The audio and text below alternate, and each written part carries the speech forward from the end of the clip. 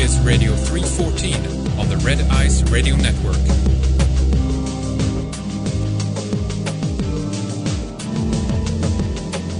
Thanks for tuning into another Radio 314 interview. This is Lana, and I'm joined by Curt Flowers and Damon Charles from Executive Trustee Training. Today we'll be discussing the business of life and becoming your own boss, including the whole lot of fiction, mind control, and feebleness in between. Hello, Curt and Damon. How are you both this afternoon? We are well. Feeling good. Well, I've really enjoyed hearing your refreshing philosophies in life, and I'm glad you get to share them with our audience here today. So what are we hitting on today? Well, before you both tell us about your website, Executive Trustee Training, tell us about your background and how you ended up to this point in your life today. Let's start with Curt. All right, for me, I was just curious. I was researching something online, and then I heard that you didn't have to pay taxes. I said, really? And this is like right after I've kind of like self-educating myself on finances. So in my head, I was like, that's a 33% raise immediately if I don't have to pay income taxes. And then I started researching it. Then I started following these groups called sovereignty. And I was like, well, what is this sovereignty stuff? And then you kind of got into straw man theory. And then you kind of just down the rabbit hole you go. That's right. And then I started listening to groups, and they had conference calls. And on the back of these conference calls, I would study like crazy. I started up my own little Sunday call, tried to get a few people to like study with. And then after a while, I became popular. I didn't know what was happening. These calls were being recorded. They were being recorded, but sent out internationally. Like, no, it's the internet. Anyone can get it. And then I just randomly got a call one day, or an email from this guy named Ben Larry. And I'm like, I have no idea who this guy is. And then I checked him out to see if he was legit, not some like crazy stalker guy or something. And then next thing I know, I looked on YouTube, and he has like 1,000 videos, and he's interviewed a gazillion people. And I'm like, okay. And I still didn't understand why he wanted to interview me, because I was just this guy on the back of a call who would just say what he had studied. And this is my opinion of it. And next thing I know, he did an interview with me, and then my inbox blew up. And then people calling me, emailing me, asking for help. And I'm like, I really don't know how to help you guys. I just have opinions about things. And then, I started helping some people for free, letting them know that I had no idea what I was doing. And then, and I got some help from a few other people, and here I am now. Wow. How about you, Damon? Oh, my story's not as cool as Curt's. I was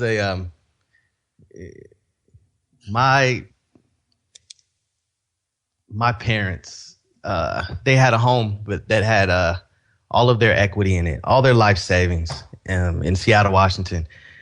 And I was young 20s, and their home burnt down, and their insurance company figured out how to ditch the responsibility, and my parents couldn't afford to pursue that claim civilly. So it got me, I had to get real creative to help them. It took me about 5 years to figure it out, and it took me into the real estate business, and eventually through, all the ups and downs involved in that, I made a lot of money. I went to the bank. I really had a good time, building that business. And if you look right around the 2007 time is when the real estate mortgage crisis hit. And I had all kind of projects and properties, and everything just went crazy. It all fell apart. And I thought that, I was smart, and, the reason why I was so successful was because I worked harder and all that type of stuff. And what eventually happened was I found out that it was just kind of set up that way. And everybody was making money, commissions, banks were, lenders, real estate agents, everybody was making money. So my projects were just going well. Eventually, when they pulled the rug out from underneath me, or us, America, I saw that I didn't have the skills to hold anybody accountable to all of the agreements or all of the laws or anything that was protecting me and my money and my family. I couldn't help myself. I hired lawyer after lawyer, guru, tax attorney, consultants. I had everybody, and all of my stuff was set up by a tax attorney. I did everything the way you're supposed to do it, so to speak. I consulted the state websites. I did everything, and I still lost my shirt at the end of it. And I had to figure out how to go back around and protect my interest in the places that I still had something, and to go back after the assets that I thought were rightfully mine against these people that were more capable than me. I think because they were politically aligned, or they were more savvy, or they just understood the game better than me. Mm-hmm. So I ended up running into, a bunch of information that was kind of on the sovereignty level, that it really just was my initiation to law or contract law. And it was the way I entered into this stuff, and to being able to help myself is what I call it. And that's really my story, is that I had to stop hiring people to do the stuff that I needed to figure out how to do on my own. That's right. If you want something done, ultimately, you got to do it yourself and not be needy of other people. So let's talk about executive trustee training. What is it, and what is the bigger picture, your philosophy behind it? You guys both can jump in on this. Well, I would recently, we kind of just looked at everything and revamped, I guess refocused would be a better word, what we're trying to do.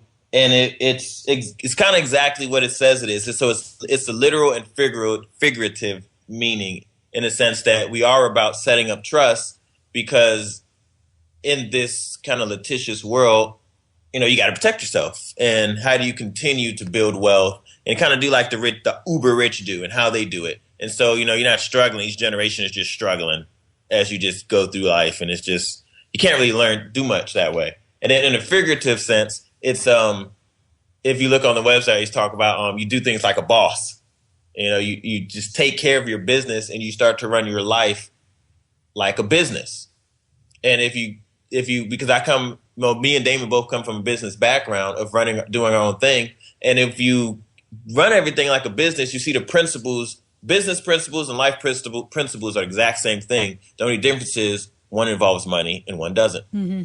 So if you organize your relationships, not in a business sense, like, we're coming in, we got a mission statement with our business, not like not like that. But if we look at it like, if we have a discussion and me and you are talking and we're having a disagreement. Well, in a business, we don't just start yelling and screaming, well, maybe internally, but between two people, we don't start yelling and screaming. We have like a structured argument, or we have a lawsuit, or whatever it is. But either way, it's resolved in a kind of more of a civil manner, because you don't want to destroy the relationship, because you want to continue doing business.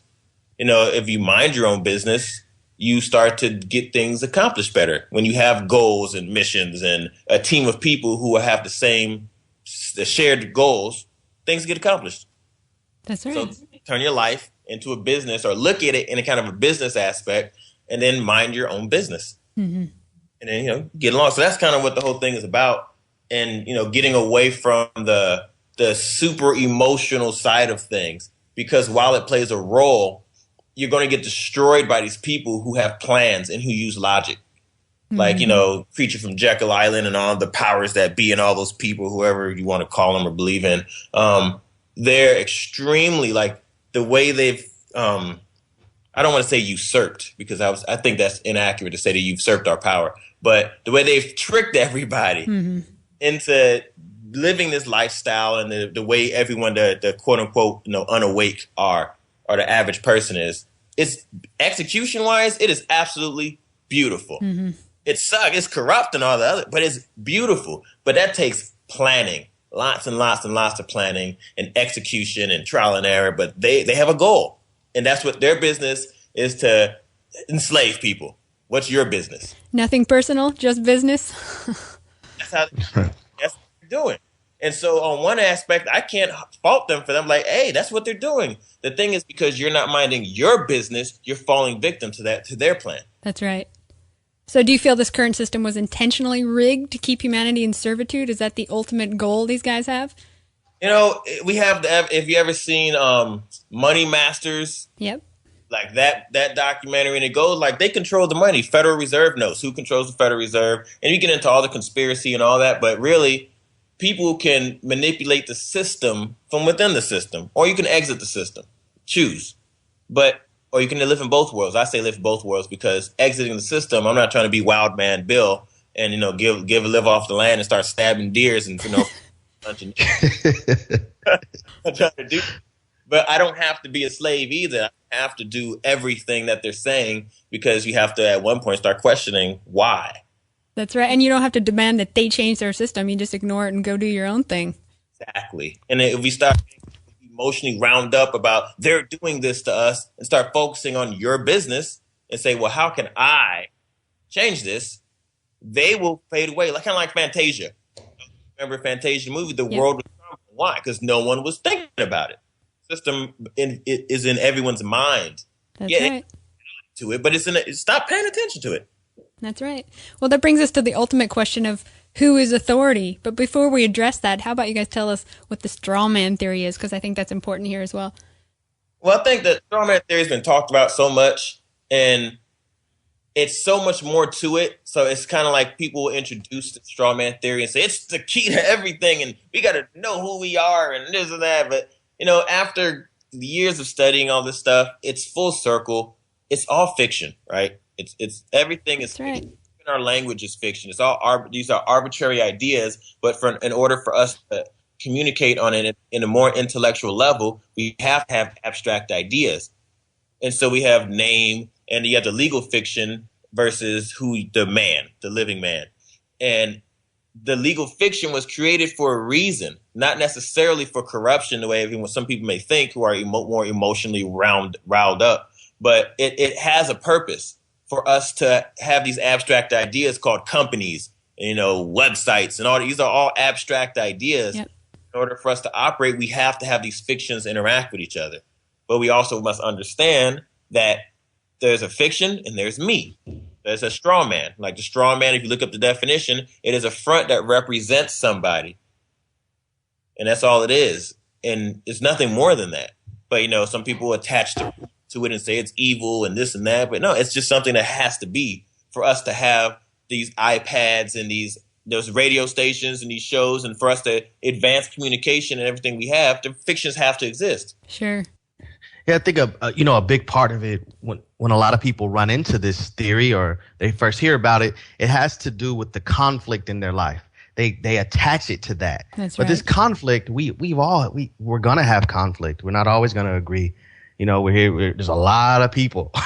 So different ideas, different goals, different politics, and all that type of stuff. And so, because of the conflict is where most people first start to pay attention to that theory. It takes on this negative thing. But if you learn how to use it and drive it and maneuver it, the ins and outs of it, it really it has no it doesn't come. It's not negative or positive. It's neutral. It just depends on how you want to use it. Mm-hmm. Yeah, I would say all tools are neutral. It's all up to the user. Guns don't kill people. People kill people. Things like that. Exactly.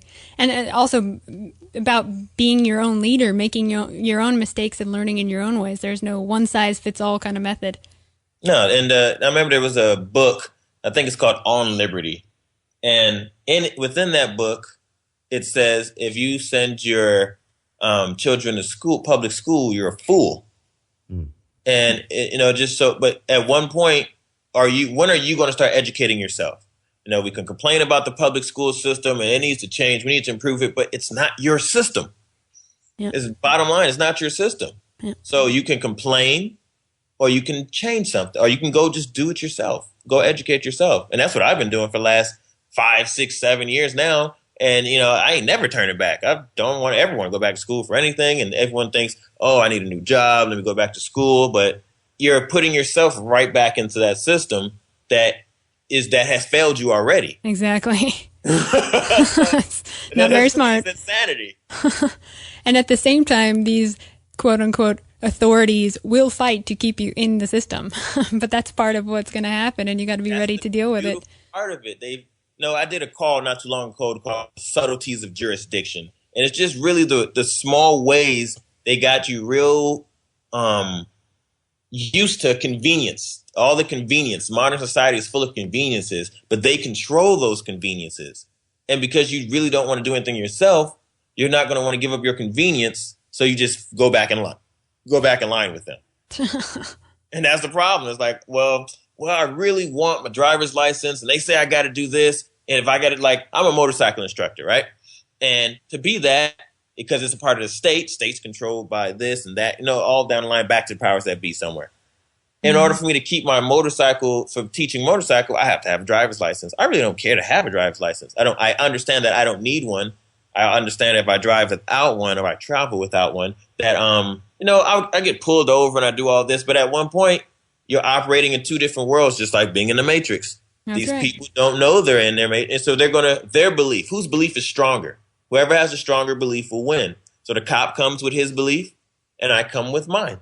That's right. But I also understand that, just like Morpheus said, that I've seen these agents punch through walls, dodge bullets, but they are still bound by the rules and codes of the Matrix. Same thing as with cops.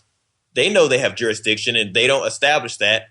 They can't touch me. Some of them will, but there are consequences for that. And when you're in control of your life, a lot of people like to make threats. I'm going to lean you up, and I'm going to whatever they're talking about. But in the end, if you're going to, you have to make a poster child of somebody. That's right. So somebody got to let them know that I'm not playing a game and you don't have the authority to handle me or deal with me in that matter. Exactly. Hey, Damon, I know you said people are untouched by life in general. Can you talk about this? Because I think that's an important part as well.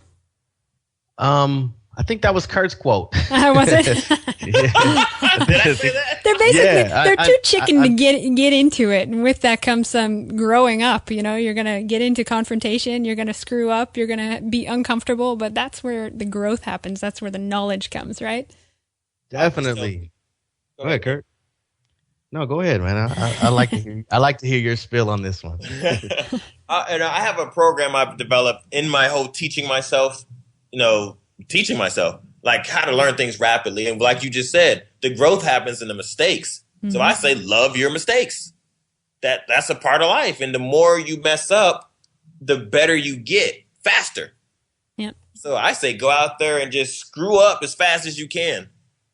I think government tries to prevent that in a way too with their so-called justice systems. You know what I mean? They're trying to circumvent this natural process of people learning what the natural law is and having these experiences and learning to deal with things on their own. See what I'm saying? Oh yeah, I like it's in the public. What are you punished when you make a mistake? But the opposite should be true. You should be encouraged to continue going because you made a mistake. Now you know what not to do, Exactly. and you keep going. That's right. So then going back to the current system, if the state is fiction, so is the current money system and all the rules, laws, and paper within it. So these are concepts you as executive trustees know, right?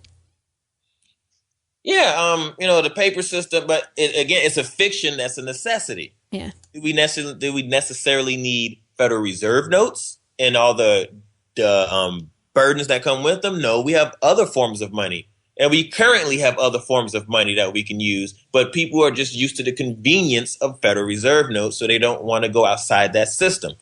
And they don't want to take the energy that you would need to find out how to operate without Federal Reserve notes. Mm-hmm. You can do you can do promissory notes to each other. You can just stop trading with money, just trade directly.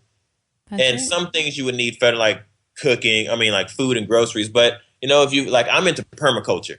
Like real big into permaculture, Bill Mollison, and I took the whole permaculture course, and it's so deep, and you can really, if you have like a couple square feet in your backyard, you can feed yourself all year. Have a few things that you really need to go to the store and get that cuts on your money. The use of Federal Reserve notes. You can do things in gold. You can trade with other people. Just all types of things you can do. But you just got to look for it, and most people are just not willing to look because they're used to convenience that they have already. That's right. I asked Curt when he was in town. I asked him was his facilities going to be in the house, or are they going to be behind the house a couple of yards? He for some reason I don't know. He said that his lifestyle wasn't going to change much. So I think that when you start talking like that, Curt, you got to clarify, man. Go ahead. What are you saying? Are you going to go and are you going to have a long beard and live in the hills and once you have a shotgun in a truck, or what is it? I told you taking shots at me, but what are you going to do with that, man? We got to look at, if you want control in your life, you have to take control. So that means your food, which goes directly into your health. Self-sufficiency is what you're saying here. But, but when people think self-sufficiency, they think I have to give up everything. Yeah. No, you're not looking hard enough. You don't have to give up. You can have the same exact modern lifestyle with all the benefits and all the stuff they have it, but without the burdens and the detriment of the bad health and the fear of legal things. And if you set everything up properly, and that's why the trusts are so important. Like I can have my protection. It's still kind of within this legal system, but it's also outside of it. It's like a quasi entity. Mm-hmm. That's because right. corporations belong to the state and trusts don't. But the courts are there to enforce things, so we can have this legal structure set up. We can have our own food. It don't take much to grow your own food, but people have these misconceptions, and they're just too lazy. Ultimately, they're just too lazy to explore them. That's right. But you're going to get what you get out of what you put in. You're going to get out. So if you don't want to put any effort into your health, that's what you're going to get out. Poor health. That's right. Unless you got money to do it. I tell you, that was one of the biggest lessons that I learned, as an entrepreneur, was that eventually I had to stop pointing the finger at all. I couldn't figure out what the problem was for a long time with all the things that were happening to me that I thought were happening to me. I had my blame game on. It was the straw man, the everything you could think of. I went through but it was really just my approach. And so, we're gonna interact with each other. No man's an island. For me to exist, you have to exist. Without relationships, we are nothing. So we're gonna interact. How do we interact with each other and be decent with each other? That is key. I think that if a trust is something that you haven't explored or you haven't looked into, you have to ask yourself why. What's wrong with it? And so with the Federal Reserve notes and all that type of stuff, it solves a lot of problems, and it's like a monopoly. Because if we didn't have this Federal Reserve note, which means so many things, it's a promissory note, it's commercial energy. It means, if we had to explain what it meant, how many pages would it take? So if I want to go to this corner store and buy a pack of bubble gum, what is the fine print going to say about that? What am I agreeing to? And all. Well, the state or the government or these companies have cured all of that stuff. They fixed a big problem because a lot of people don't want to think that much. They don't want to do that much. They rather just use the benefit and get it over with. Well, that comes at a cost, and it probably should. Why do you think people now are so lazy? Does it have to do with our pop culture, or what is it? I think it just happened organically by way, you have these corporations that market things that you don't need, that end up occupying it entertains you, occupies your time. And then, a lot of people are forced to work really long hours. I shouldn't say forced. The wages are so compared to the economy or how the real economy, what you need to live here, the wages are unsatisfactory. So people spend a lot of time at work. They spend a lot of time, recovering from work, and distracted. People spend a lot of time being distracted. And they don't have time to educate themselves about or even think about the day to day, how they interact with people, which is really important, how they interact with their family. What are their artistic expressions? What is making you happy? What is life about? Who thinks about that? Who has time to think about that with all of these things impacting you? And I think that was, I got back to living. I was chasing money for years, and I was taking care of everybody in my family.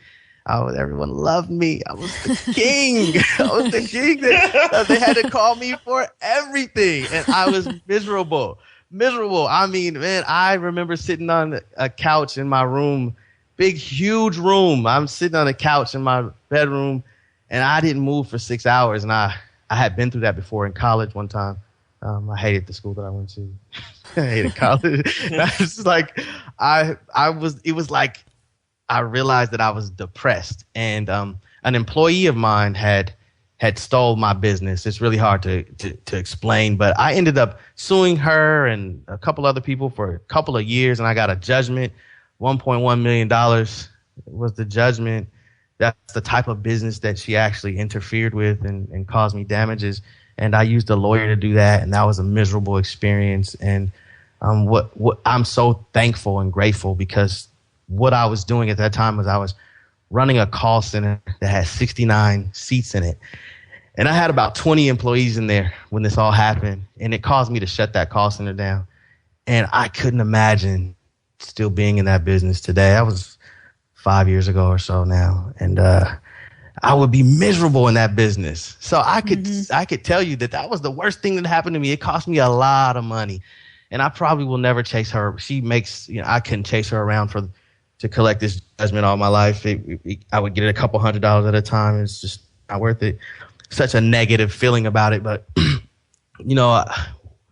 if that hadn't happened to me, I probably would be sitting in this call center, this dingy, dusty call center building, just rotting away, becoming angrier and angrier and blaming more people. Well, that's what people need to know. Right now, people are getting laid off of their corporate jobs, or these companies that are just toxic and polluting and killing, basically. And it's like, let it fall, let it crumble, let go. You shouldn't be part of that kind of parasite anyway. This is a wake-up call when these things happen. And that's my, I think that's where I have a love-hate relationship with marketing, right? And that's what kind of, at one point, I was a tour manager. So I've worked for a lot of big brands. You name it, I probably work for them. I go travel around the country, set up events. And at one point, as I got more into this and teaching and helping people, I've started to have moral conflicts. Like, here I am teaching one thing, and then here I am on the other end telling people, promoting some product so they can go buy and waste their time. And just, it serves no purpose in life. And at one point, I was in the back of a truck loading up some products. And I said, and I just sat there for a second. The other people were talking. And I said, that's it. I'm done. I can't do this anymore. and I was done. And that's when I decided to go full time into doing this and just making it work. So I made a lot of money. I was making like $90,000 a year. And then I was like, I'm done. I can't do this anymore. And I stopped. But the problem, like what you asked earlier, was, well, why are people so lazy? Well, it's the marketing and the advertising. Because I think people are, honestly, they just, I don't want to say simple-minded, but, they're just honest people. It's like, oh, okay, this is good. And people talk to them. The marketing is amazing. It's amazing. Yeah, and when people talk to you, you say, oh, you can do this. This will make your life better. They say, oh, okay. And they say okay so many times that they get used to those things. It goes back to the planning, and that's why the execution is so beautiful when you really stop and think about it.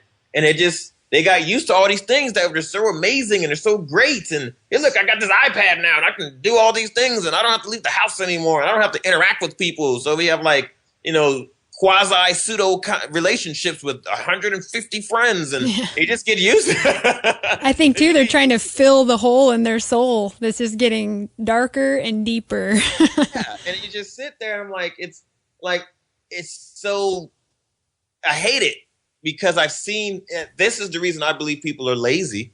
It was contrived. It's slowly, but just boil that frog nice and slow. Because if you look at untouched villages or villages that are not as modern, people are fine. They work hard. They ain't got no problem doing nothing. That's right. It's only really in major cities where we have all these widgets and shiny things that people's like, whatever. And those are the people that submit to authority. And if you think about it, in the past, through acts and threats of horrible violence, authority has been claimed and made over people for years.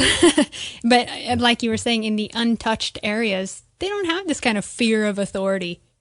No, they're just like, oh, whatever. They know their sheriff and they know this. And that's small town. Some people are like, I can live in a small town. But it's just the conveniences, and they just got control over you because they can.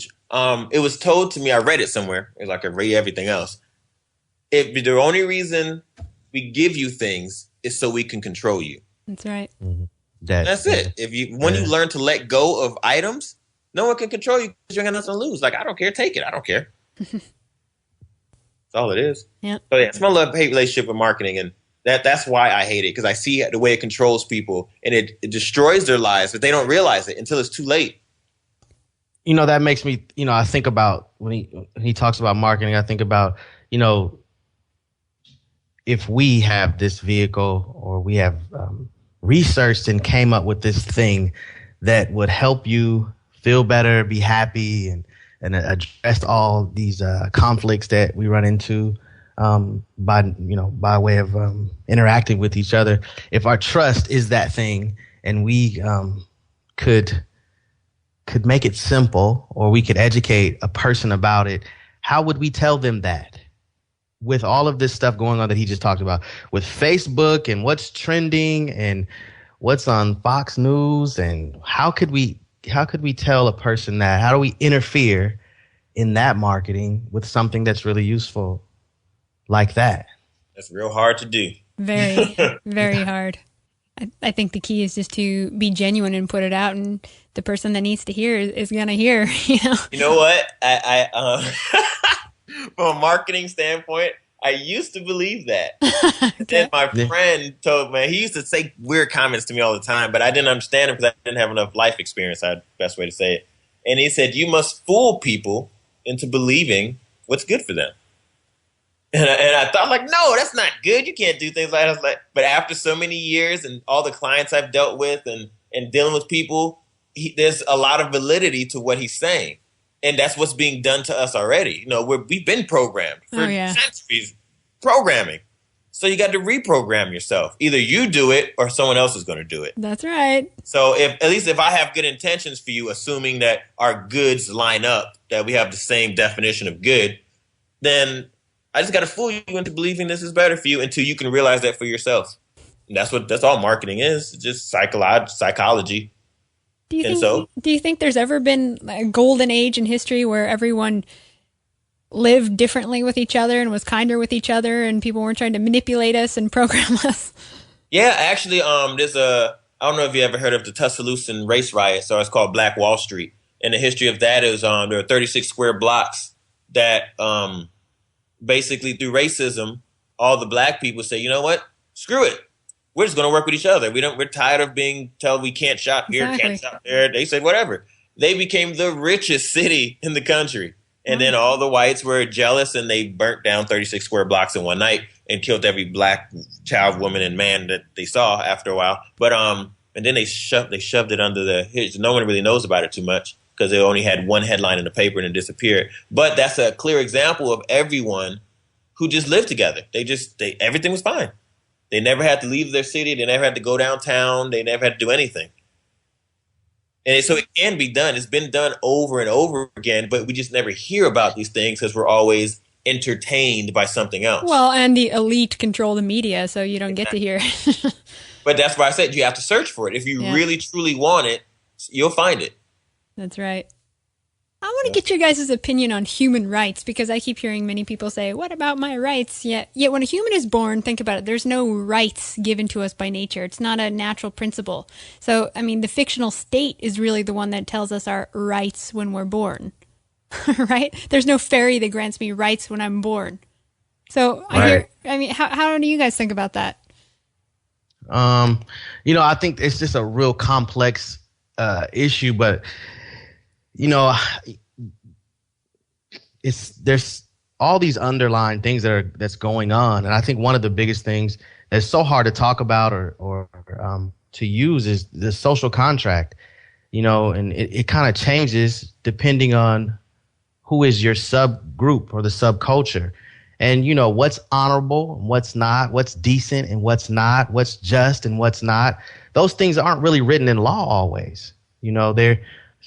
Sometimes, there's in this particular culture, there's a code, and that code doesn't exist in another culture. Yet they meet or they see each other all the time. And so, understanding the social contract, and I think really basing in today's time, because we're able, through technology, we're able to communicate so much. I think finding a way to use legal maxims to kind of understand how to deal with each other. I think we're almost forced into doing that, rather than using these subculture codes or, when you do that, I think it becomes dangerous. And, that's why, like he said, Black Wall Street, I think that wasn't a nation that did that. That was this city or this town or this territory that attacked these people. And it was legitimized. they thought it to be legit because they saw this community as a threat on their livelihood or their ability to live the lifestyle that they wanted. And so they legitimized their actions. But in another place or another culture, that would, no matter what the law said, they legitimized it. And then they swept it under the rug. And that happens all the time. I say for me, it's a lot more simple. Point blank, you have no rights. That's right. Rights only exist in a society so we can live side by side with each other. That's it. Outside of that, you're in the wild. Mob mentality, jungle, all that. There are no rights. Exactly. Because, in a society, my rights end where yours begin. But in the real grand scheme of things, the real picture, the only rights you have is what you can enforce. So I'm bigger than you, I'm smarter than you, or I got more people than you, or something. And I think if we come from that mentality first, at least understanding that and accepting that as a fact, you have no rights. Even the maxims say it. He who does not assert his rights has none. That's right. So nothing's guaranteed to us in the court. So that's saying that I have some type of obligation to listen to your rights. If I walk up to you and smack you and you don't do nothing, I walk around smacking everybody and no one do anything. Guess what? You guys ain't got no rights. You guys either get together and stop me, someone shoot me, or someone's got to do something. But outside of that, I got a right to smack everybody until someone tells me otherwise. And that's how they're born. Yep. Just grow back. I can smack people. Yeah, so holding others accountable. We both said that in some way. How do you hold others accountable? And that's why we have court systems. And then, the courts are corrupt and blah, blah, blah. But without the courts, sometimes you have the anarchist, right? Mm-hmm. And the idea sounds nice, but in reality, it won't work. Why? Because without, at least I don't understand everything about anarchy, except for the basic premise. And some people say no state, some people say other things. But let's think about it. If there is no state, who's going to stop people? You? Ha, yeah, right. Your friends? No, it's not happening. What about a higher force? What if that's when you allow a God force, if you will, to come in there and deal with the situation instead of trying to deal with it yourself?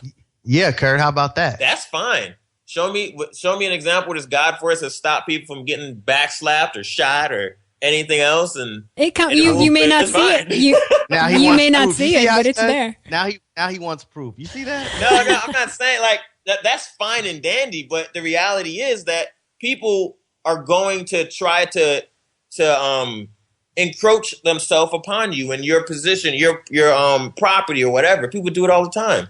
And without cops, at least to deter them on some level, then what do you got? Then we all have to band together. We actually have to become a community. Sure, but you don't need government for that, though, right? You can still come together. No, you definitely don't need a government for that. No, I'm not advocating that at all. But I am saying that the people who promote these things, there's nothing wrong with it. But for me, everything is about practicality. Are you actually going to do that? And we can talk about it all day, but at what point, what are you doing to move away from the state? That's good. That's all I'm saying. Let's stop talking about it. Let's do this. Because you've seen communities that they take care of themselves. Well, you sound like Wild Bill now. You sound like Wild West. That's why I say it's a balance. We don't need it, because there's always going to be some form of government. We just don't want big brother, the stereotypical one. But we have smaller groups. If we all get in a community, okay, someone got to take care of all of our food. How about we assign these people to make sure all of us are fed? Yeah, you come together with agreements, but not and that becomes a small government. That's all it is. So there's nothing wrong with government itself. There's still going to be conflict there. So what are you going to do? Are you going to off with their heads? Or when someone steps out of line, do they get whacked? What are you going to do, Curt? Yeah. But that's the thing. That's why you need some type of, we agree we have some type of force or something. And I don't see anyone historically speaking, though, all of those always get overtaken by corrupt people. Power corrupt. Power corrupt. And as we said before, conflict is natural. That's something that we're just going to have on this planet. And maybe it happens for a reason. Maybe it's some other bigger force working. I want to read you guys Lysander Spooner, who was an anarchist writer in the 1800s. I want to read you a quote from him, his view on government. Because he said this historically. governments have always become one thing, and this is what it is. They have been mere bands of robbers who have associated for purposes of plunder, conquest, and enslavement of their fellow man, and their laws, as they have called them, have been only agreements as they have found it necessary to enter into in order to maintain their organizations, and act together in plundering and enslaving others, and in securing to each his agreed share of the spoils. All these laws have had no more real obligation than have the agreements of which brigands, bandits, and pirates find it necessary to enter into for the more successful accomplishment of their crimes and the more peaceable division of their spoils. I would say that sums up government pretty well. Yeah, That sums it up. But I think we have an idea when we say government, we're talking about a very specific thing, like the government we deal with. But there are other governments that are nothing like that if we just use the term government. So, like I said, it's just we have small communities, they have small governments, and they work just fine. So it's just our government or these huge governments that become an issue when they get too big for themselves. And then you have the issue of they try to perpetuate themselves. So whoever's in government, like I said, hey, we got this. We're pirates, we're thieves, and we're trying to perpetuate our lifestyle, which is feeding off of others. Yeah. So they're going to do everything to keep that going. Yeah. But it goes right back to if you mind your own business, start taking care of some things yourself, that has to mitigate itself. It's going to dissipate because you're not asking them for anything anymore. And then so they do things to get you to ask them for something. You know, kind of I always forget what it's called. You create a problem and you come up with a solution and they get you into power. That's and right. They just do that over and over again because it keeps working. Because no one's thinking for themselves. There's no critical thinking. There's no, okay, this happened over here. No, like, let's take Sandy Hook. Oh, gun control. We need gun control right now. I know. That's ridiculous. No, it's absolutely ridiculous. But because people have the inability to think for themselves, probably because they went to the same public schools that have trained them how to think, yep.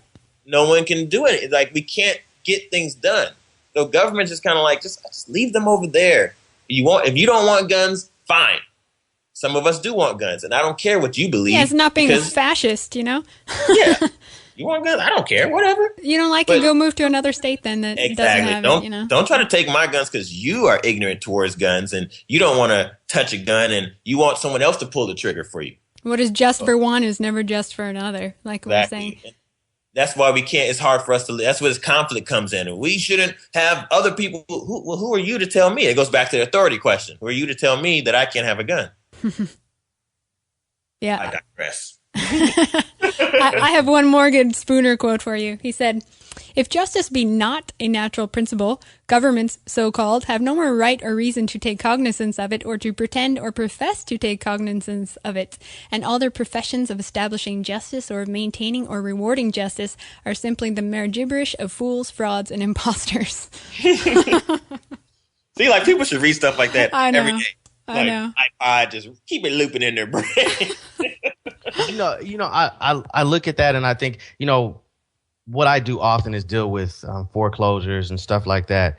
And, people, we talked about being untouched by life, and the foreclosure, that process here is so unfair and it moves so fast. When I say unfair, almost no one has the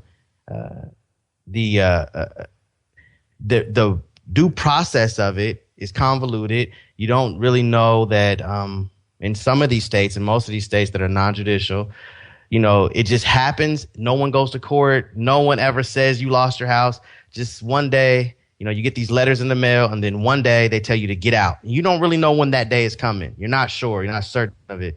And, those people, they have bought in.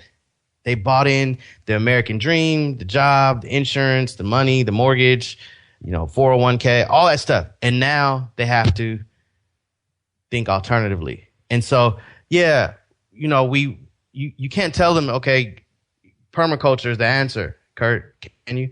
You can't. No, you can't tell. I know better. Just say, this is the answer. Yeah, but then again, maybe people would be smarter if they ate cleaner food. They wouldn't be so stupid.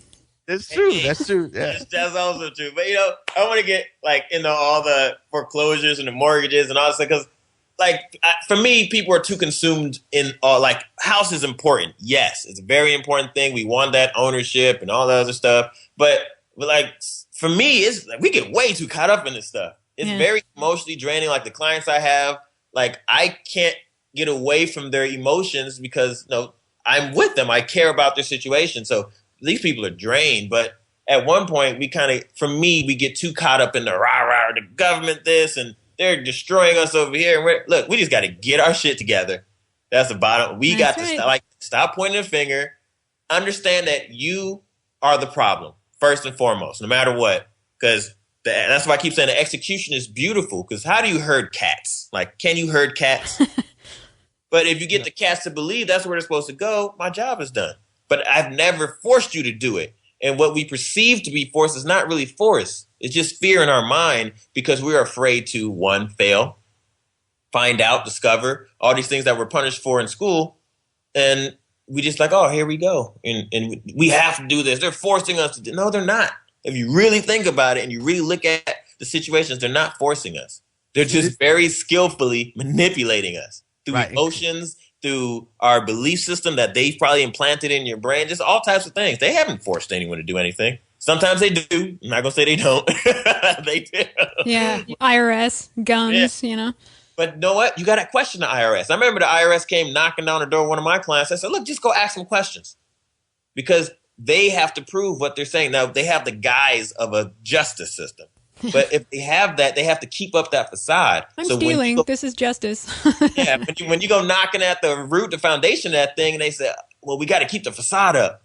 We just want to snatch him up and take his money, but we got to keep the facade up. So you have them in a tight corner. Utilize that. What kind of questions would you ask? Great. The best thing you can do in most situations is make zero assumptions. When they say, if you ever deal with IRS, you always realize that they always say the word taxpayer.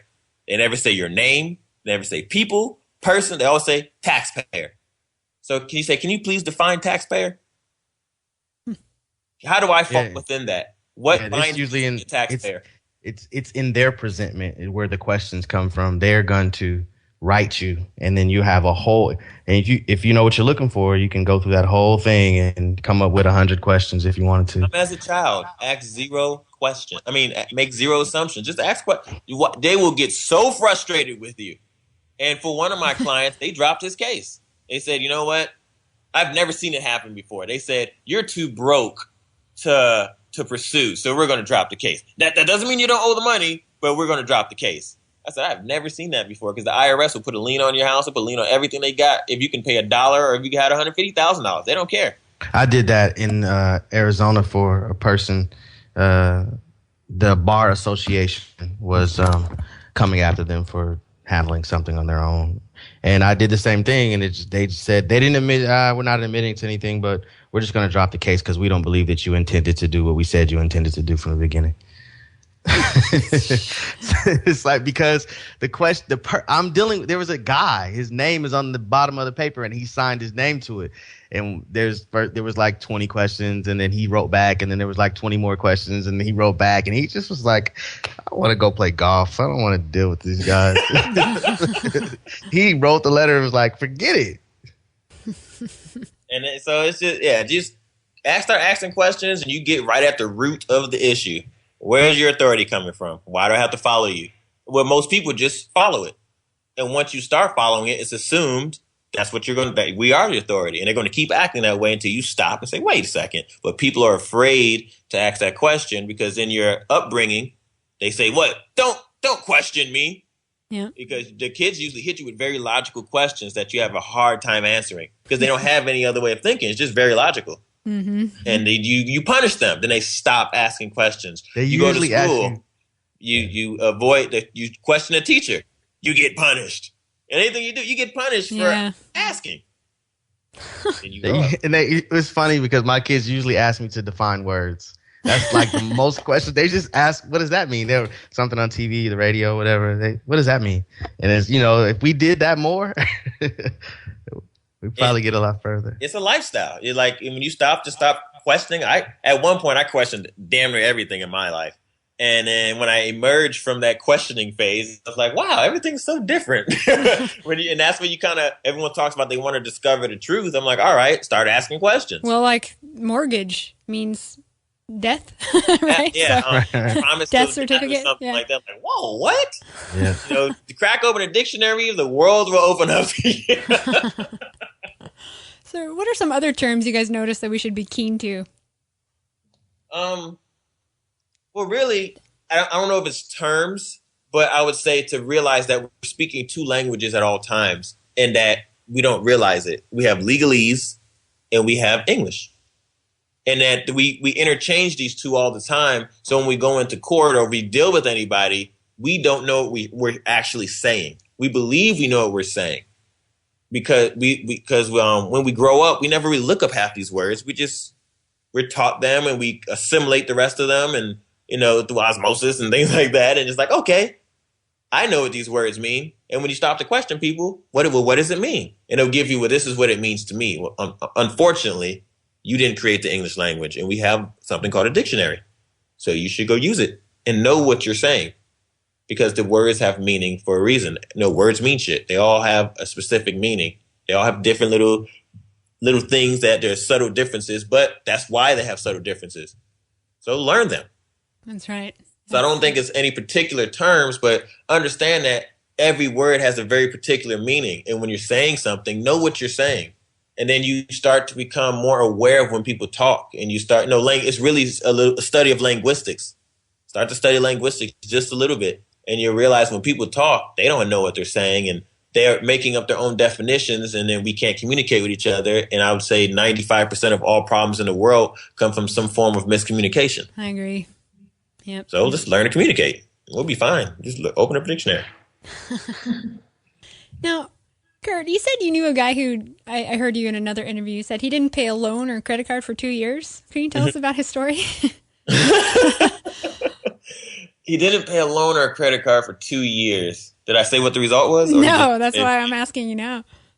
Well, I know plenty of people who... yeah, happens a lot. Yeah, they pay. They won't... Credit cards are, especially the credit cards and debt, you get into the whole monetary thing and where money, that goes back to the definitions, like look up what the words mean and what are you assuming. And you realize, when you realized, I think that was me actually.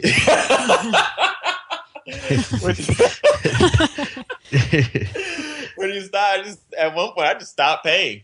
And then you think, because then you get caught in, oh, my credit. It's not really your credit, it's their credit. But I stopped paying the credit card, and people think that you're going to lose all your credit. No one's going to give you a credit card. That's not true, because I was still getting credit card offers. Matter of fact, I got more credit card offers because they want you in their system. Then they turned around and sued me later because they tried to collect the debt, but they lost. So if I owe this debt, how could you possibly lose in court? Exactly. If this debt existed? But they lost. So what happened in court? They it was funny because the lawyer kept threatening me. I'm talking about all the way to the end. That's why I always tell people you must follow through 100% of the way. Because I'm talking about she was on me 99% of the way. I went into court. They said he's talking straw man stuff and blah blah blah blah blah. I was like, what did she talk about? And the judge was like, hey, don't talk to her. Talk to me. And so I said, okay. So she said, go out into the hallway and deliberate or whatever you guys are going to do out there and come see if you can come to agreement. And so she brings me out to the hallway and she starts talking about, well, we're going to take you all the way to trial and we're going to da-da-da-da unless you have some type of deal or offer. And I know from a negotiation standpoint, because we teach negotiation, you never try to avoid making the first offer. So I saw that, okay, this is this lawyer playing his game. And I said, oh, so what are you thinking about? And she said, oh, and then she kind of thought I was going to start coming up with some type of settlement agreement. And I said, no, I'm just going to take it to trial. And then she got mad at me and stormed back into court. So that hearing was over. We came back and I'm like, yes, I'm going to countersue the hell out of this damn woman. And got my paperwork and I'm ready to go because I'm like, they can't prove this debt. And then I put a fee schedule and I was like, they damaged me and blah, blah, blah. And I was ready to go. And I walked up. It's like, this is trial. I said, I'm here for that matter. Trying to do all the name, game, straw man stuff. And then I walked up to the bench or the little part where we're supposed to stand. The lady, because because she worked for a bunch of debt collectors. She was just turning over debts a few minutes before. People weren't showing up. This person versus us, and the judge default judgment default. And so I'm like, okay, she's just up there just going to town. I walk up for trial, and she didn't even look up. Jeez. She didn't even look up because she wasn't looking up while she was doing all these other things. She was shuffling paper because people weren't showing up. She said, "We're not ready for trial." Just like case dismissed. I said, "What?" Whoa. And they just dropped it because I came all the way to trial. So I said, just go to trial. They'll drop it. They don't have any evidence. They didn't put anything in the evidence. They didn't do anything. And then I was so taken back, I forgot to pursue my counterclaim. And so it completely threw me off, and I completely forgot my counterclaim. I was like, whatever. And I just said, it's not worth pursuing anymore because I wasn't going to go back and try to fight it and get my money. But if they did it again, I'll be prepared. It won't trick me so easily. So what's your guys' approach to loans and credit cards? Do you guys still have them? You still get involved with that or what? Actually pretty easy.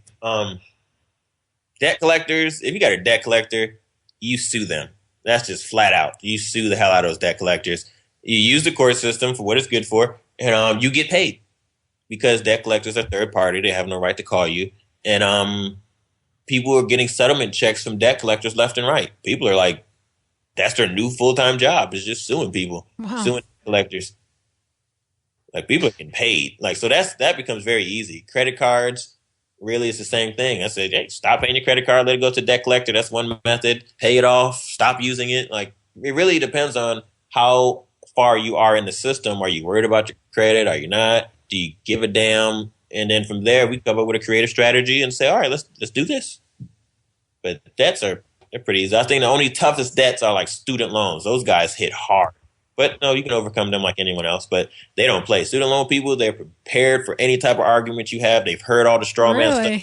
They've heard the admiralty stuff. They have boilerplate templates that to send out the minute they see anything remotely similar to any argument or ideology like that. You know, oh, you're trying to make this argument, and we BMW versus blah, blah, blah, and this guy tried to make that argument. He failed. Well, yeah, that's one argument out of how many? Exactly. Thousands? I mean, so, with all that, that's why we kind of have like, we created the movie. Like, we have a movie we're coming out with called Affidavit, and we kind of go into a lot of those things through this interaction between this cop and this guy. And that he's being interrogated. And so through that, we educate people in a very subtle way. And for people who missed that, we'll probably have like some PDF that explains the points. Just in the entertainment. It was like some big old drama. And that's why, we're putting on the shows. Like we have a new guy called, I don't have a name for him, but it's called The Black Man's Guide to Debt. And it's like what every white person, every other race should know about how to handle debt. Mm-hmm. And it's just a comedy actually. And so you get debt collectors calling you, and it's like chapter 1 and curse your wages and what else? That's like the whole attitude. And then chapter 2 so, and he just keeps going from there, and he just rants on about like debt collectors, and it's like, well, yeah, who cares? You can't come down here and tell me I owe a debt. Put a bullet in you, and just stupid things like that. So we have like lots of little creative ways to help people, because the stuff is really easy to do. It's just that people just don't want to educate themselves on doing it, because you may have to sit down for a month, but after a month you'll be pretty well versed on how to handle yourself. Mm-hmm. People think it's like, oh, you've been studying for 5 years, and I didn't that long. I've been studying for 5 years on one subject. I've been explored all types of subjects. And Curt knows something about everything. Don't listen. 1 month, whatever. I've been studying forever, and I ask Curt something, man. He knows something about everything. So I don't know. He has a talent for that. He's a sponge. He sucks that stuff up. Do you know about the Sumerian texts and the Anunnaki? I've heard of them. I have heard of them. Well, there's a theory that our DNA may have been manipulated 200,000 years ago to produce a less intelligent primitive species, a slave race. Yeah. No? Well, yeah, I've heard that in a couple There's of different so ways. many ideologies. Nothing really surprises me anymore. It's like, I can see validity in all of it. Like, we can see it It's in true. all of it. So It's I was true. like, I don't really say, oh, that's not possible. Like, I can pretty much give believe almost anything you tell me. I can make it work in my head with You, the you knowledge. sound like you'd make a good lawyer. Some people tell me I should be a lawyer. I was like, why would I ever want to do that? Like, I don't want to be limited under someone's control, a bar card. Exactly. More Yeah. powerful by myself. I just think that a couple of the last points that he made just goes back to these tools are just, they're neutral, you know, but it took a lot of studying for us to feel that way. You know, we don't, like you asked if we, you know, are we dealing with loans and credit cards and all that? Maybe, you know, I'm not opposed to it. They don't have horns. You know, I don't see them as evil. You know, I don't currently, that's not a part of my strategy to go out and get a bunch of loans or whatever. But if the time comes and I think that they're useful, and I know how to deal with them a lot better than I did, I don't know, maybe 7-8 years ago. But, that's why we get instead of having anyone study for like all the time we have, like I said, it's been a bunch of studying, but that's why we make books. Like, we have the one book coming out now, the Executive Trustee's Guide to Mailing. And in that, we just kind of boiled down what took maybe, I don't know, a year of studying, not even a year, just experience and studying and saying, look, you don't have to do all this studying like we did. Here's everything you need to know, boiled down. Yeah, we dispel all the myths. Like, there's all those, the conspiracy theories, all the stuff that you hear about. You're not sure whether you should take that advice or not. We cut to the chase book, and Curt did an excellent job in that. Man, it has a lot of illustrations, and it is that's one of the first things that we, in our tools. And Curt has a package. What's the file called on the website? Oh, the Executive Trustee Starter Kit. In the starter kit, you learn about how to give notice to another party, and that's what that mailing book's about. It just, it really, so that you don't go silent. A lot of people may not know what that does, but so that you don't acquiesce or go silent to these debt collectors, or anytime there's a presentment, it ends up in one of your inboxes. When you go silent, it really makes your position weak, and you become others do gain authority over you with that. And so that book really, Curt did an excellent job on that. And that book really takes you through the whole process. Even if you don't have any, you don't have any evidence, you don't have anything good to say, you don't know what to say. Now you know how to respond and how to assert your rights. Due to what do we got? Do you cover, I spent a lot of time talking about the TILA-RESPA laws and all that type of truth in lending and all that type of stuff. But Curt, he spends a lot of time on everything. So I don't know, Curt. when I read it, what do you focus in on as far as the laws go? Use that book. It's just everyone has all these ideas. Like, the dangers. One thing I always advocate against, like, gurus are cool, right? They give us a good overall understanding of something. They give us a path to go down, but sometimes they lead you down a path of destruction because you're going to take their word and you don't really do the research behind it. Yeah. And that's when I started breaking away from some of these gurus, when I realized that when I researched the things they said, maybe they weren't saying it completely accurate, but that one little detail, have your ass in jail. And they're not going to be there to save you, no matter how nice you think they are, and no matter how, they're great on radio, that guy's heart is full of love. Well, he's not going to pick up the phone when you call him, and he's going to ask you for a lot of money to get help. And rightfully so. There's nothing wrong with that, but it ain't going to, that heart you talk about ain't going to be there. So, we get into, like, what is the reality of, like, doing these processes and the mailing side of it and what a notary can and can't do. And this is the reality. And here are some examples of what happens if you do it the wrong way. Like, one guy tried to put my name on some documents because one of his gurus said that I'm the custodian of I'm the custodian of records in the Republic. And so my name needs to go here because I'm a notary. I said, whoa. What Republic? And I don't remember ever being custodian of anyone's documents. And he tried real hard to put my name on these documents. And I told him, if you put my name on these documents, I'm going to come after you with everything I have. And he knows I'm not threatening him. And he stopped.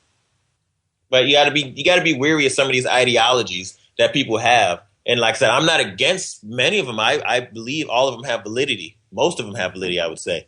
But you still have to understand the practical side of them. Of course, yeah. How can we use them without, because jail is a reality.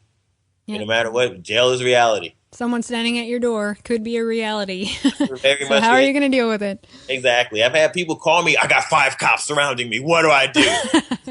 No. That really happened. Really? And he did well. And he called back laughing. What happened? He's a farmer. He sells raw milk, which is illegal. Oh, no, God forbid. Yeah, I saw Farmageddon. Meanwhile, we're like nuking people, you know? Yeah, Right. So he sells raw milk, and he was selling it. He was on private property out of a nature store for who he can meet his customers. And the alderman happened to roll down the alley he was selling, and he said, "You need a license to sell that." And he's like, "No, I don't," because he has a private club, because he understands that private contract. So we taught him that. The alderman says, "You can't do that. I'm calling the cops." And he says, "Whatever." Because he says whatever. He keeps giving giving his milk to his clients and doing what he's supposed to do. Next thing you know, cops roll up, and he calls me like, "Dude, the alderman just got." Like, "Look, don't worry about it. Calm down." He hangs up. He goes back. I got to call back a few more minutes later, and he says, "Dude, I'm surrounded by cops. What do I do?" I said, "Look, just ask questions." Now, a lot of people use questions as a delay tactic. Or they're just asking questions randomly. I said, no, you have to ask you have to know, what is it? Voltaire, I think the French philosopher, said you understand the intelligence of a person by the questions they ask. Mm-hmm. And so I said, ask them very specific, pinpointed questions that get to the root of it. Where does it say that I have to have this? Or, he started asking questions. And the cops wanted to pounce on him. And he said he could see it, but they did not. Because he never granted them jurisdiction to. And even though he's an alderman's like, arrest that guy and blah, blah, blah. The cops didn't move. Oh. And then the alderman, he was pissed. And then he drove off all mad and overweight and everything. And then one of the cops said to him, "I don't know what you know, but keep doing what you're doing." And then the cops left. That was it. But anybody else would have started probably yelling, arguing, screaming, and getting mad or something. He wanted to get mad, but I said, don't you dare get mad, because they will beat you down. Yeah. You got to keep your cool. Got to keep, but that's someone who's in control of their life. People who have real power don't get mad. They don't threaten you. They don't do all that stuff because they know they can execute. Yep. So that's why calmness scares the hell out of people. When you're calm, people get scared real quick. Yep. I agree with that. Well, awesome, guys. Give us your website and any other details you'd like everyone to know about, such as where they can get the book and the film and all that. So you have executivetrusteetraining.com. If you sign up on the mailing list, you get the starter kit. It's just free. It's just the starter kit. What makes the starter kit special that out of my 5 years of studying, these are core documents that I find are foundational to really getting good control of this legal understanding, so you can have more confidence. So that's what's important about a starter kit, because otherwise you can wade through YouTube and you can wade through hundreds of documents like I did and try to read each one and take 5 years. Or you can just take the starter kit. I'm sorry, it's just straight hardcore documents. There's case law backing them up, so they're quote unquote official also. And you'll have a good understanding of that. And right now we have a contest that people, if you go onto the website and you leave your comments on the blog, we're going to pick the best comments and give away the book, the new book. So they can go, all they have to do is just go and comment on the blog and you get the new book. We're going to give away like 3 or 4 copies. Awesome. And then we have the movie coming out. I don't know when it's coming out. Are you guys working on it right now, or? Yeah, it should have been done a long time ago. Yeah, I know how those things are. Yep. Like actors and divas and yeah. But it'll be done soon. It's we have the new movie. It's called Affidavit, and we also have a new show called Kui Kui, which is short for Cui Bono Cui Mala, which is good for whom, bad for whom, which goes right into the authority question. Right. That's just a small comedy show. Each one's like 3 to 5 minutes long. And we already have 2 episodes shot. I just want to get a few more shots so I can keep ahead of this curve. Because, as you know, producing a radio show and producing a movie or a show, it takes like hours and all days. day, every day. For 3 minutes of shooting, it takes like 48 hours to get, and then you got another week of editing. And so I'm trying to make sure I stay ahead. Thank you, Curt. Thank you, Damon. You were both a lot of fun. Mm-hmm. Thank you. And to everyone listening, including Homeland Security, the quicker you see the fiction, the happier you will be. Like Curt. We'll talk again later.